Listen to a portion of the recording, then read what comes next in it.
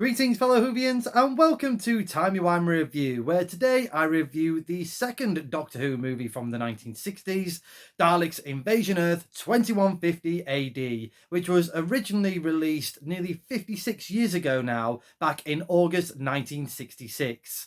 This movie, alongside Doctor Who and the Daleks, has been given the 4K restoration treatment, with Doctor Who and the Daleks being released on Blu-ray of June of this year, and Daleks Invasion of Earth being released of July the 18th. But it also has the special honour of being released for the cinema one more time as a movie double bill from July the 10th. Peter Cushing returns as the time-travelling inventor Doctor Who, alongside Roberta Tobey as his granddaughter Susan. We're also introduced to Jill Curzon as Doctor Who's niece Louise, and also Tom Campbell, who is a policeman, played by Wilford Mott himself, Bernard Cribbins. After trying to stop a robbery, policeman Tom stumbles across the TARDIS after mistaking it for the real police box. He's soon swept up on the Doctor's adventures as the TARDIS crew arrive in London 2150 AD, where the Daleks have invaded and virtually conquered Earth. It's up to them and a group of rebels to stop the Daleks completing their master plan, which includes enslaving the humans to be used for forced labour, or been hypnotised as Robo-Men. Peter Cushing is on top form, returning once again to play Doctor Who. I felt like he was a bit more like the Doctor if we're comparing it to the TV series that this movie is based off. Doing a lot more sort of Doctor-ish things, like stopping the Daleks, anticipating people's moves. It's a shame that it didn't get, I would say, as much screen time as compared to Doctor Who and the Daleks. But the reason being was Peter Cushing was sadly taken ill during filming, so quite a few of the scenes had to be redone with other characters. And it was once rumoured, I'm not sure how true that is, that Peter Cushing was once offered the role of the second Doctor but turned it down. And that would have been really fascinating to see, obviously, the big screen Doctor returning to actually play the alien Doctor that we know today. Would have been really fascinating, but obviously he went off and carried on having a wonderful career in movies. Obviously playing the Hammer horror characters that he's well known and loved, and of course Grand Moff Tarkin in Star Wars: A New Hope. Legend that is Bernard Cribbins. He was also brilliant in this movie. Just going back to Peter Cushing or Doctor Who, he was kind of like the conduit for this film, but obviously all the other characters kind of doing all the rest of the work, really, especially Bernard Cribbins. He's bringing like the comedy elements and the action elements into this movie. Really love the scene where he's pretending to be a Robo-Man and just trying to copy what all the rest of the Robo-Men are doing. That's quite fun to see. And yeah, just being the hero, coming in to save the girl Louise, and getting the rewards from the robbery, as you see at the beginning of the movie. Solid performance also from Roberta Tobey as Susan.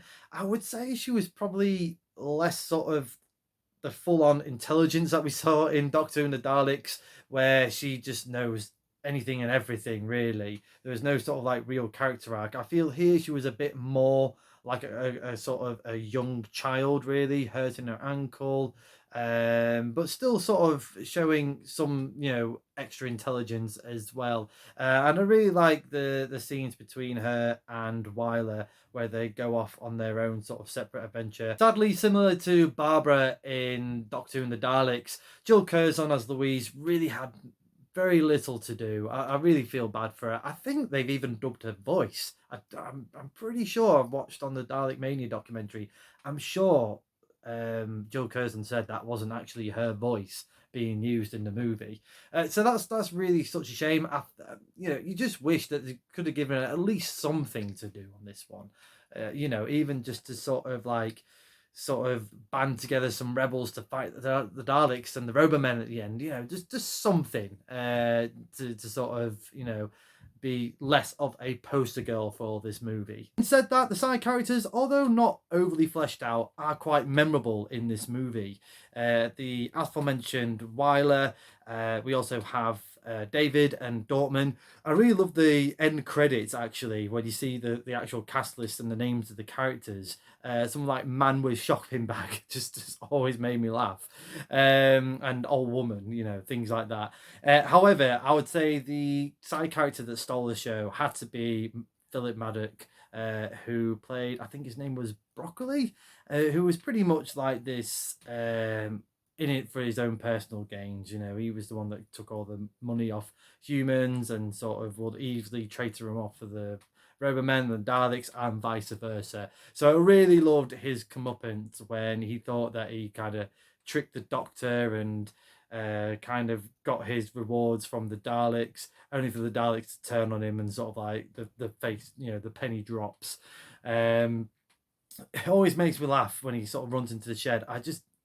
I always have that image of the Simpsons Itchy and Scratchy where the moon was going towards Scratchy and he just locks himself in a cupboard like that's going to solve all the problems. It's same here where he locks himself in the shed. And yeah, the Daleks, did what the Daleks do best. And speaking of the Daleks, they are again on top form here as well. David Graham, happy birthday to him, by the way, and Peter Hawkins, they returned to provide the voices of the Daleks, as they did during the William Hartnell 60s era of Doctor Who. And yeah, they just pitch it perfectly, really. I love the voices from both the movies. And I love the color scheme for the Daleks, and especially the hierarchy that we see in this movie. We have the black, the red, and now the gold Dalek. I'm not sure where the gold Dalek is in terms of a hierarchy. I'm assuming it's the leader or like the science one. I'm not quite sure. Maybe he was in charge of the sort of the factory at Bedfordshire, and the black Dalek, along with the red Dalek, were sort of in charge of the spaceship. Who knows?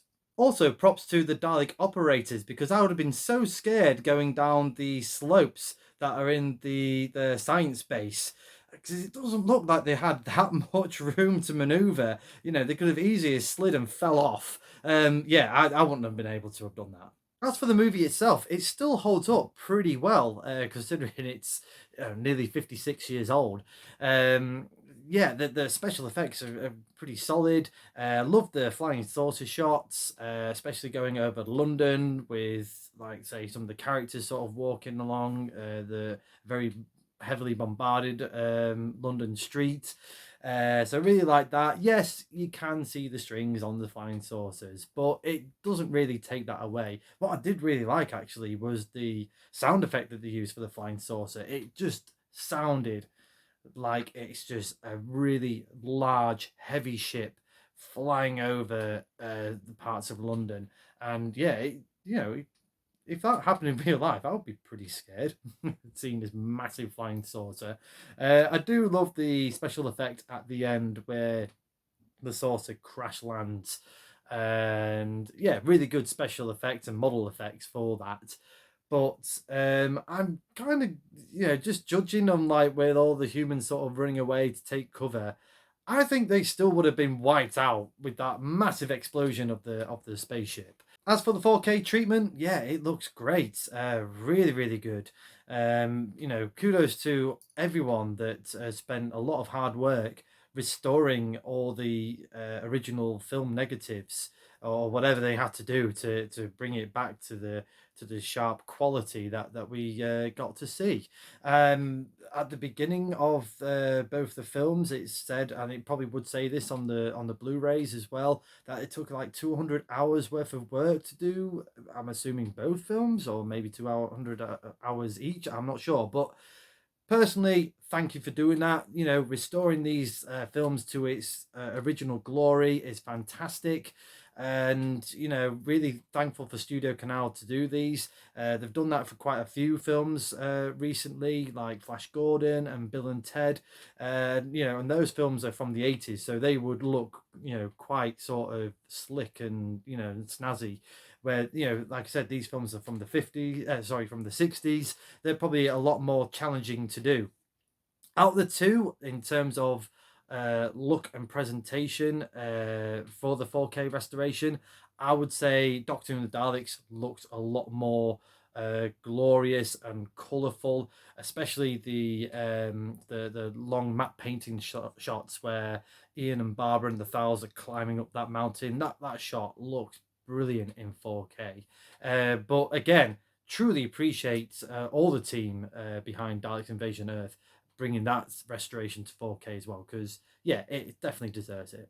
I'm going to give Dalek Invasion Earth 2158D a TARDIS rating of 7 out of 10. This is just a fun, action-packed family movie. Gordon Fleming returns to direct and does a great job at bringing this story to life. And I really enjoyed the music, actually, by Bill McGuffey. I really loved the themes that he used, just playing in my head all the time there. Ba, da, da, da, da, da, da, da, da, da, da. I just love that you could use it as full-on seriousness when we see the rebels at work, as well as like turning it into sort of a more sort of comedy theme as well for Tom, especially the scene with the pretending to be a Robo-Man. If I had to pick between the two films, which one I liked the most, I would probably have to say this one. Don't get me wrong, still love Doctor Who and the Daleks movie. Still a great film. Had some really good funny moments actually after watching it again at the cinema last night. Yeah, like I said, in terms of like the 4K restoration and sort of the look and the sort of glossiness between the two films, I would say Doctor Who and the Daleks wins on that one. But in terms of storytelling and action adventure, I think this one makes it. This one sort of wins. Love the introduction of the Dalek counter rails as well, which we do get for the TV show, so that is kind of canon now. If you're wanting that serial drama emotional feel, I would say go for the 6 parts Dalek Invasion Earth William Hartnell story. But if you're just wanting a fun action bank holiday type movie, I would say go and check out Dalek Invasion Earth 2150 AD. And if you are lucky enough to go to the cinema or have the opportunity to see this at the cinema, I highly recommend that you do so. Yes, go get the Steelbook Blu-rays. Absolutely, they look fantastic. I'm sure there's some fantastic extras on there that I haven't managed to check out yet. But I had a real treat watching these at the cinema, and it just adds to the atmosphere having a great group of Whovians. Really enjoyed it at my local cinema. There was a mixture of young and old audience members. I was expecting probably 40s and onwards, but no, it was great to see some young kids, some teenagers that's clearly getting into Doctor Who. This is how I got into these two stories. Never watched the William Hartnell story versions. I watched these movies first when they came out on video. And if you ever have an opportunity to go see a classic movie back on the big screen, I just highly recommend it. You're not going to be disappointed. You're going to have a great time. Let me know in the comments below your thoughts to Dalek Invasion Earth 2150 AD and which two out of the Doctor Who 60s movies do you prefer the most? Next time on Timey Wimey Review, I'll be reviewing the first Doctor story, which perhaps could have been made as a third Dalek movie, The Chase. Until then, thank you very much for watching. I hope you've enjoyed this review. Please like the video, share the video, subscribe to the channel, hit the cloister bell for more notifications, and come say hello on my Twitter page at ReviewTimey. But as the good doctor once said, there's always an answer to be found if you dig deep enough.